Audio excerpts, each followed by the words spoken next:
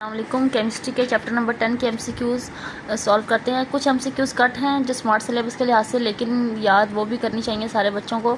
सबसे पहले एमसीक्यूज़ है, which gases are responsible for greenhouse effect. Greenhouse effect के लिए कौन सी गैसेज रिस्पॉन्सिबल हैं?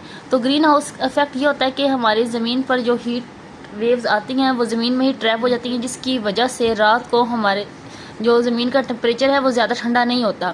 तो वो गैस कौन सी है जो कि ग्रीन हाउस गैस को ट्रैप करके रखती है अर्थ पर? तो वो गैस कार्बन डाइऑक्साइड और मीथेन गैस है। तो सी ऑप्शन इसका ठीक है। नेक्स्ट है, indicate the source of sulphur which is responsible for the presence of oxides of sulphur in the atmosphere.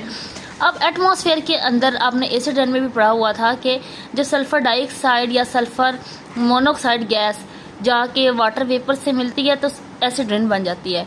लेकिन वो सल्फर जो गैस है के ऑक्साइड्स हैं वो जाते कैसे हैं ज़मीन में? तो वो हमारे फॉसल फ्यूल्स जब जलते हैं। फॉसल फ्यूल्स अब क्या है? नेचुरल गैस, ऑयल और कोल। कोयला जब जलता है तो उसके नतीजे में भी सल्फर के ऑक्साइड्स पैदा होते हैं। सल्फर और ऑयल के जलने से भी, जैसे हमारी ऑटोमोबाइल्स हैं, गाड़ियाँ हैं, उनका जो धुआं है उनमें भी सल्फर के ऑक्साइड्स हैं।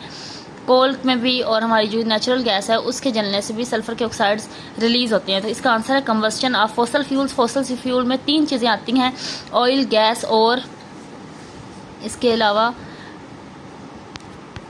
और तीसरी है coal. Concentration of which gas, third MCQs है, in the atmosphere is decrease by the photosynthesis of plant. तो अगर आपको बताओ कि फोटोसिंथेसिस के लिए क्या चीज़ें ज़रूरी हैं? फोटोसिंथेसिस में carbon dioxide as a reactant react करती है तो हमें ऑक्सीजन एज अ प्रोडक्ट मिलती है। तो जो चीज़ रिएक्ट कर रही है, जाहिर सी बात है वो ज़मीन से कम हो रही है, उसकी कंसंट्रेशन फिर क्या होगी?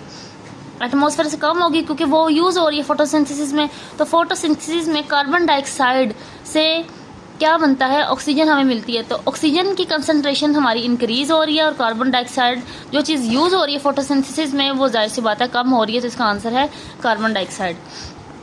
नेक्स्ट ऑप्शन है, which substance remains unaffected in catalytic converter fixed in the exhaust of the automobiles. Automobiles के एग्जॉस्ट होते हैं जो कि कैटालिटिक कन्वर्टर जहाँ पे फिक्स होता है वहाँ पे कौन सा सब्सटेंस ऐसा है जिस पे कोई असर नहीं पड़ता? तो उसका आंसर है कार्बन डाइऑक्साइड।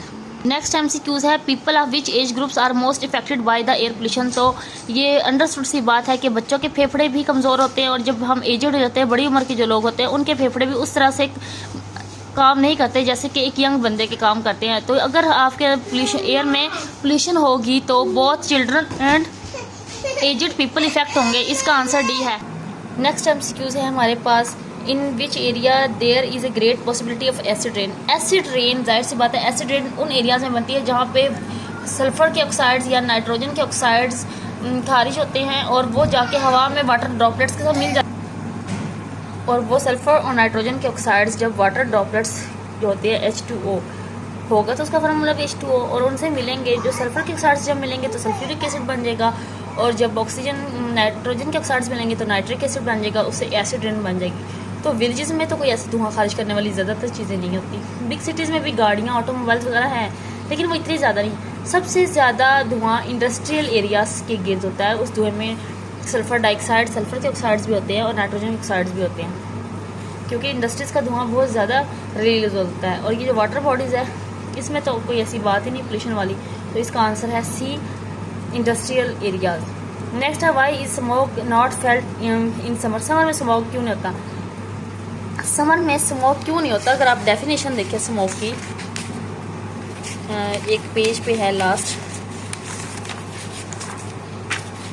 के, देखें स्मोक और फोग जब मिक्स होते हैं तो स्मोक बनता है।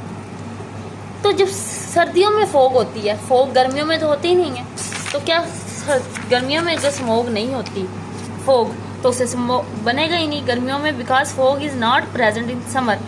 स्मोक तब बनता है जब फोग हो, पर फोग समर में नहीं होती गर्मियों में, इसलिए स्मोक भी समर्स में नहीं होगा। Next, which catalyst is use in the catalytic converter fixed in the exhaust system of automobiles. तो इसके अंदर ये वाले कैटलिस्ट याद होते हैं, यूज़ होते हैं, आपने याद करने हैं, प्लैटिनम, प्लेटिनम, और साथ एक और है, इसका नाम है RH। यहाँ पे सिंबल लिखा हुआ है, नाम मैं भी नहीं ले रही हूँ क्योंकि कंफर्म नहीं है मुझे इस टाइम।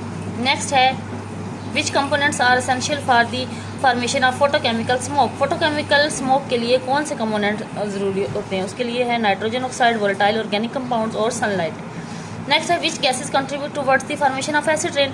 तो वो मैंने आपको बार बार ऊपर वाले में बता दिया है कि सल्फर के ऑक्साइड्स और नाइट्रोजन के ऑक्साइड्स। नाइट्रोजन के ऑक्साइड जब वाटर से मिलेंगे तो नाइट्रिक एसिड बन जाएगा, सल्फर के ऑक्साइड्स जब वाटर से मिलेंगे तो सल्फ्यूरिक एसिड बन जाएगा। ये दोनों ही क्या हैं, ऐसे ऑक्साइड्स हैं जो कि एसिड बनाते हैं। सल्फ्यूरिक एसिड भी एसिड है, नाइट्रिक एसिड भी एसिड है। सिर्फ सल्फर भी नहीं हम कह सकते, सिर्फ कार्बन भी नहीं कह सकते और नाइट्रोजन भी कह सकते, कार्बन तो इसमें है ही नहीं। तो सल्फर और नाइट्रोजन दोनों हैं, तो बोथ नाइट्रोजन एंड सल्फर इसका आंसर होगा।